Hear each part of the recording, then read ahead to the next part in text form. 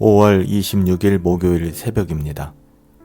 오늘부터는 교회의 직분에 대해서 살펴보게 되는데요. 디모데전서 8번째 시간입니다. 디모데전서 3장 1절부터 7절까지의 말씀을 가지고 장로의 자격이라는 제목으로 하나님의 말씀을 함께 상고합니다. 1절부터 7절까지의 말씀이 사실 장로의 자격에 대해서 구체적으로 설명하고 있거든요. 1절부터 7절까지의 말씀을 함께 보도록 합니다. 미쁘다 이 말이여 곧 모든 사람이 감독의 직분을 얻으려 함은 선한 일을 사모하는 것이라 함이로다. 그러므로 감독은 책망할 것이 없으며 한 아내의 남편이 되며 절제하며 신중하며 단정하며 나그네를 대접하며 가르치기를 잘하며 술을 즐기지 아니하며 구타하지 아니하며 오직 관용하며 다투지 아니하며 돈을 사랑하지 아니하며 자기 집을 잘 다스려 자녀들로 모든 공손함으로 복종하게 하는 자라야 할지라. 사람이 자기 집을 다스리지 못하면 어찌 하나님의 교회를 돌아보리요.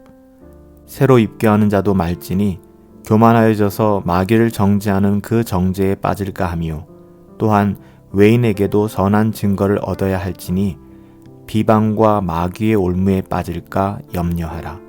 아멘. 그래요. 1절부터 7절까지 디모데전서 3장은요. 감독, 곧 장로의 자격 조건에 대해서 무려 16가지를 열거하고 있어요. 이것은 장로가 되려 하는 사람들 뿐만 아니라 하나님의 자녀인 우리 모두에게 동일한 영적인 목표와 교훈이 되는 것이죠.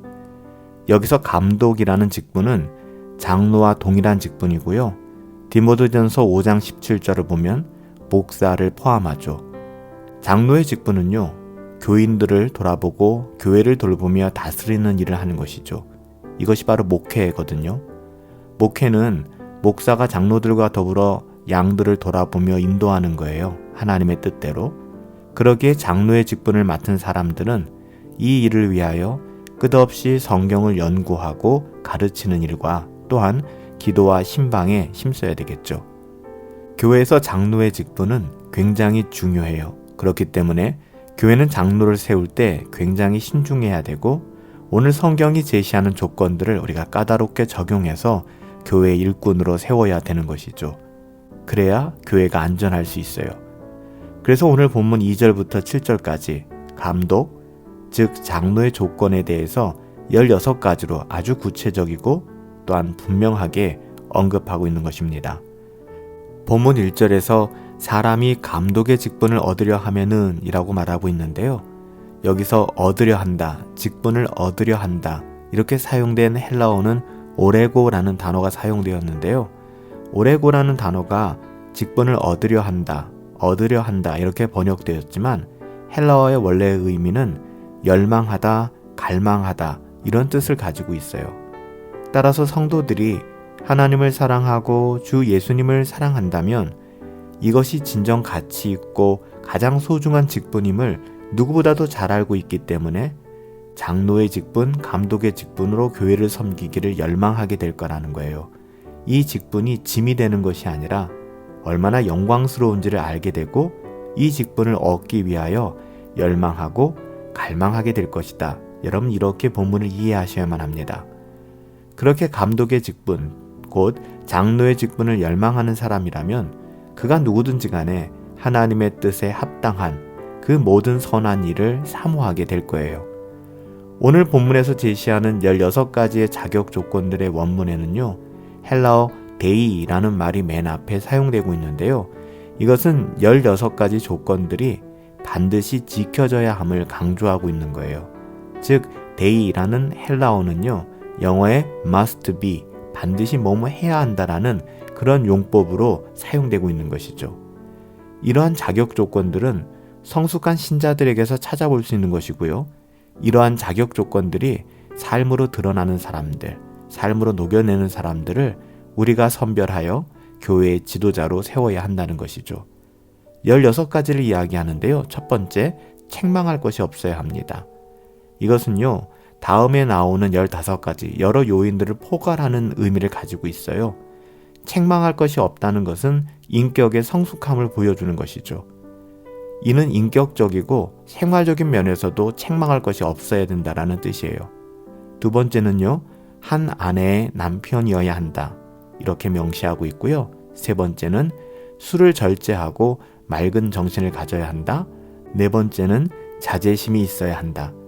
세 번째 조건인 절제하다는 그 원어가 네팔레오스인데요.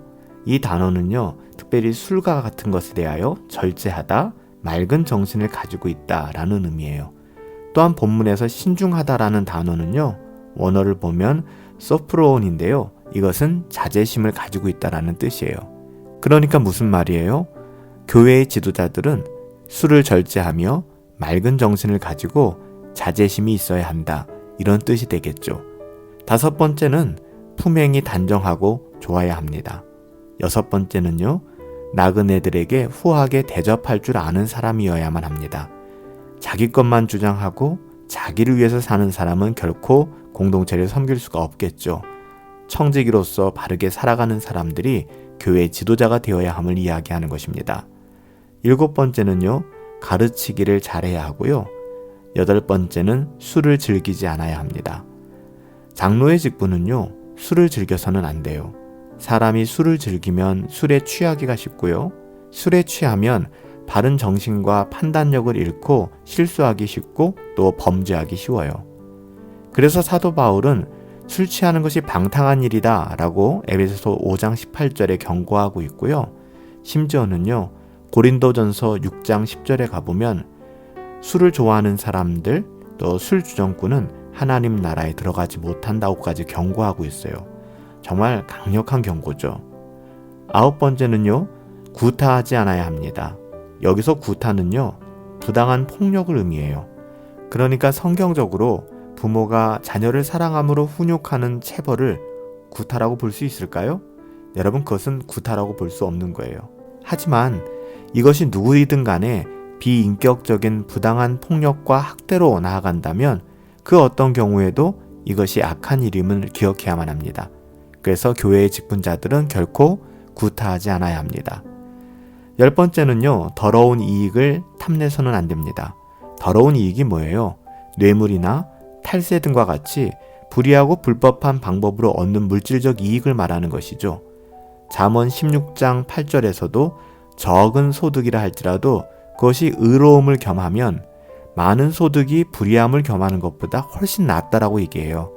다시 말하면 불의함으로 부자가 되는 것보다 의롭게 가난한 것이 훨씬 더 복된 것이다 라고 말하는 것이죠.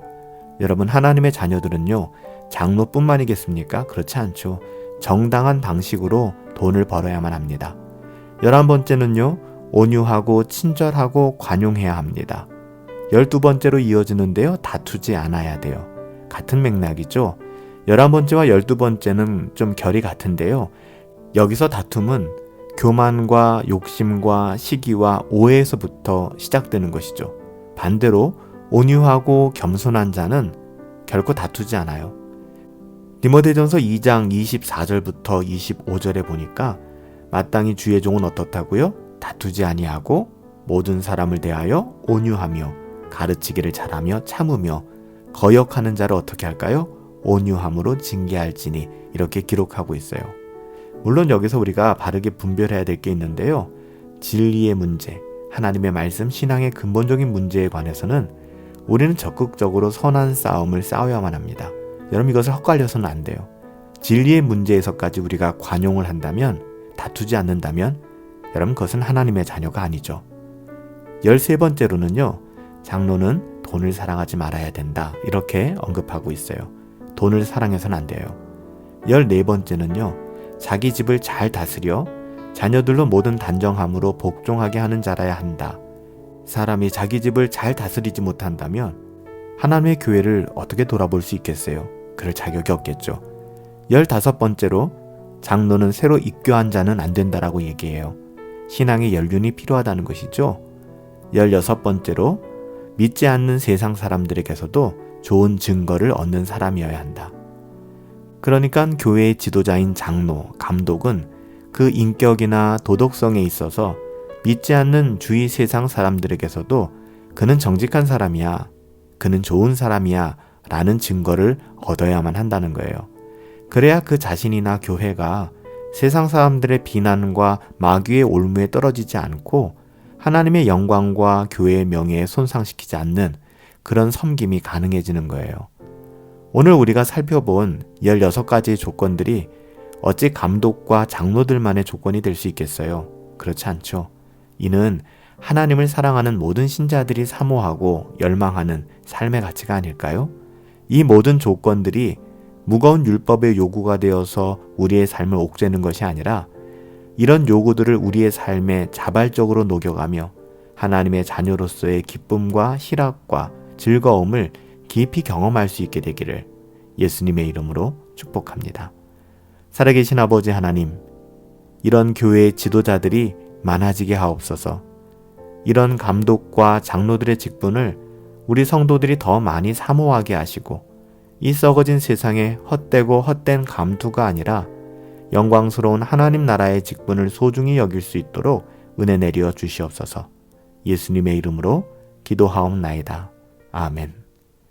오늘 하루도 우리를 불러주신 하나님의 소명, 그 부르심에 합당한 열매를 맺으며 우리에게 주어진 삶의 자리에서 최선을 다했으면 좋겠습니다. 오늘도 성령 충만하시고 우리 주 예수 그리스도의 은혜 안에서 우리 함께 꼭 승리합시다.